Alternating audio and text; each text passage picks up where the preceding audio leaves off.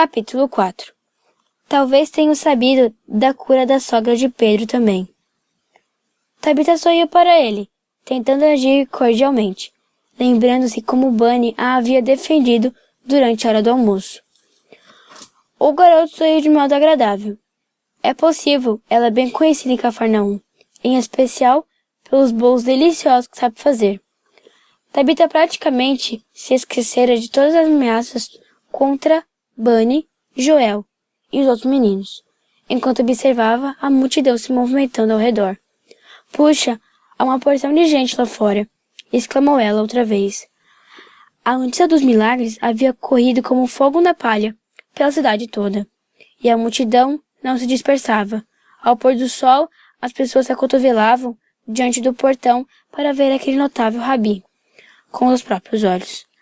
A rua estava cheia de gente que abria caminho pelo meio da multidão, trazendo seus enfermos consigo. Chegavam aleijados e cegos, pessoas surdas e outras que não conseguiam falar. Vinham idosos, bem como mães com seus bebês. Depois de escurecer, Jesus saiu pelo portão e seus discípulos o acompanharam. Tabita e Bunny teriam gostado de sair à rua e observar o que Jesus faria, mas simplesmente não havia espaço. Muitos dos convidados que ficaram até tarde não podiam nem voltar para casa por causa da multidão. A mãe de Tabita tinha ido embora mais cedo naquela tarde, dizendo-lhe que mandaria um servo ir buscá-la depois. Jairo fora à sinagoga para uma reunião. Tabita se pôs na ponta dos pés e continuava espiando pela janelinha. Era o único jeito de dar uma olhada para fora da casa, a fim de saber o que aconteceria na rua. Ela não queria perder nada. Ei, aposto que se subíssemos no telhado, teríamos uma vista boa lá de cima, sugeriu Bunny. Tabita gostou da ideia. Sem perder tempo, os dois subiram pela escada dos fundos da casa. Era divertido sentar sobre a laje e observar a multidão lá embaixo. Àquela altura, a rua estreita estava tomada por pessoas nas duas direções, a uma grande distância.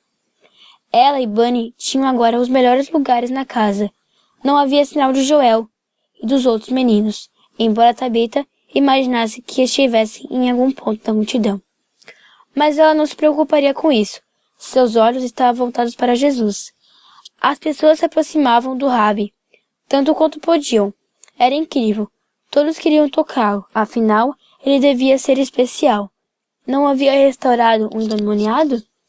Não havia curado a febre da sogra de Pedro? Já estava bem escuro, mas os discípulos trouxeram tochas para que Jesus pudesse enxergar. Tabita e Bunny, de olhos arregalados à cobertura da casa, observavam o rabi curando os enfermos, que lhe eram apresentados, um a um. Cada pessoa curada de cegueira, de uma doença de pele ou de paralisia, bradava seu louvor e gratidão, e isso atraía ainda mais pessoas na direção do portão da casa de Pedro. Durante horas continuaram chegando, até que aparentemente toda Cafarnaum havia se reunido ali. Será que a fila de pessoas não caberia nunca? Elas continuariam chegando a noite toda? Contudo, Jesus não cessou seu mistério de cura.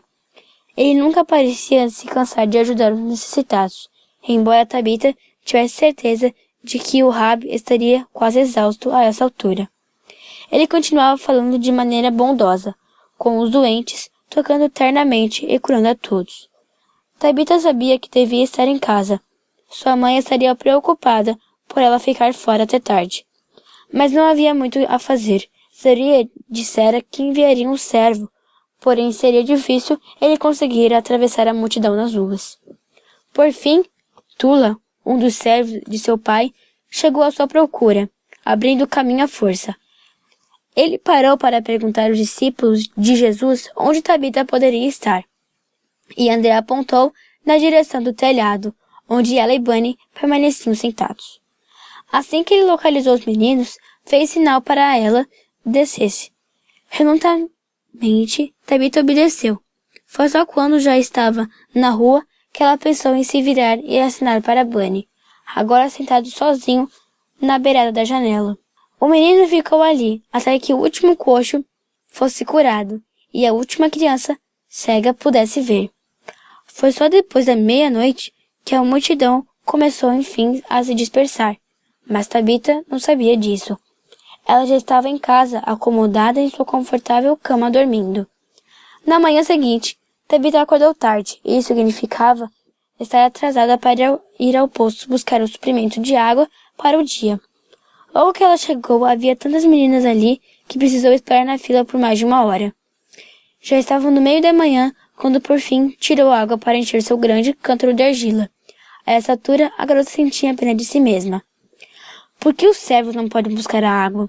Queixou-se a mãe, ao chegarem a casa com um enorme jarro sobre a cabeça. Impacientemente, ela deixou o cântaro no chão do quintal, respingando água em sua túnica de linho. Há muitos servos para fazer o serviço, e todos eles são mais fortes do que eu, resmungou ela. Se eles trouxessem a água, eu poderia fazer uma série de outras coisas mais importantes, como moer a farinha, assar pão e varrer a casa. Tabita sabia que era uma tentativa com pouca possibilidade de sucesso, mas tinha de arriscar. Ela vinha trazendo água do poço desde os 8 anos de idade, e achava que àquela altura era chegada a vez de outra pessoa fazer isso. Bela tentativa, senhorita. Zeruia sorriu para a filha, mas você sabe o que penso sobre a tarefa de trazer a água do poço. Transportar a água? Eu sei. Tabita interrompeu Zeruia desrespeitosamente. Transportar água ajuda a edificar o caráter, ensina o trabalho duro e me deixa fisicamente apta. Eu sei, mãe, já faz tempo que você tem apresentado todas as razões pelas quais devo transportar água. Zeruia quis olhar para Tabita de modo severo, mas em vez disso, sorriu como só as mães podem fazer em tais situações. E não se esqueça, ajuda a preparar uma menina para administrar a própria casa algum dia, acrescentou. Tabita revirou os olhos, impaciente. Ah, mãe, por favor, percebi de longe que você diria isso. Se eu tiver de carregar água, a fim de me casar, passo adiante. Ela se sentou para observar a mãe do Tyr, um tapete colorido. Zeruia era talentosa em muitos sentidos, e os desenhos em suas tapeçarias tornaram-na famosa em Cafarnaum e entre os mercadores viajantes que passavam pela Galileia a trabalho. Zeruia sorriu diante da atitude imatura da filha, para com o trabalho e o casamento. Acho que algum dia você vai mudar de ideia acerca do casamento, disse ela, com um olhar materno de sabedoria e paciência. Esse dia pode chegar mais cedo do que você pensa. De repente, ouviram-se as vozes no portão. Tabita correu até a grande porta de madeira e abriu a janelinha, a fim de ver quem seria.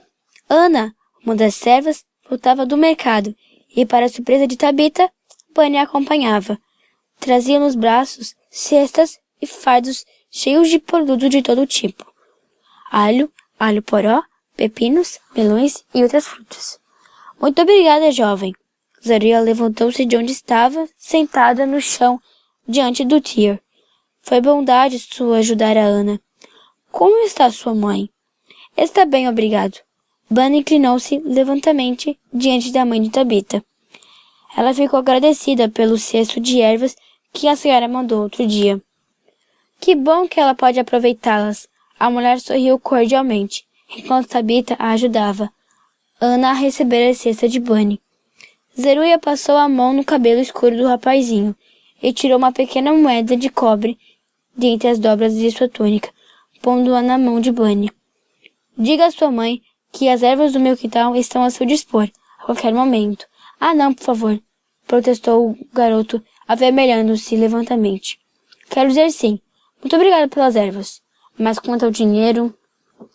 Ele olhou para a moeda em sua mão. E não ajudei a trazer o produto por dinheiro. Apenas vi Ana fazendo força para carregar o cesto e oferecer ajuda. Ela me perguntou sobre todos os milagres que Jesus realizou na casa de Simão Pedro, ontem à noite. E antes que percebesse, estávamos aqui. Está tudo bem, garantiu-lhe Zeruia. Pode ficar com o dinheiro, não é muito. É apenas uma forma de agradecer sua bondade. Ai, não posso aceitá-lo. Bunny protestou de novo. Minha mãe não ficaria feliz com isso. Você pode fazer o que quiser com o dinheiro. Zaria piscou para Bunny.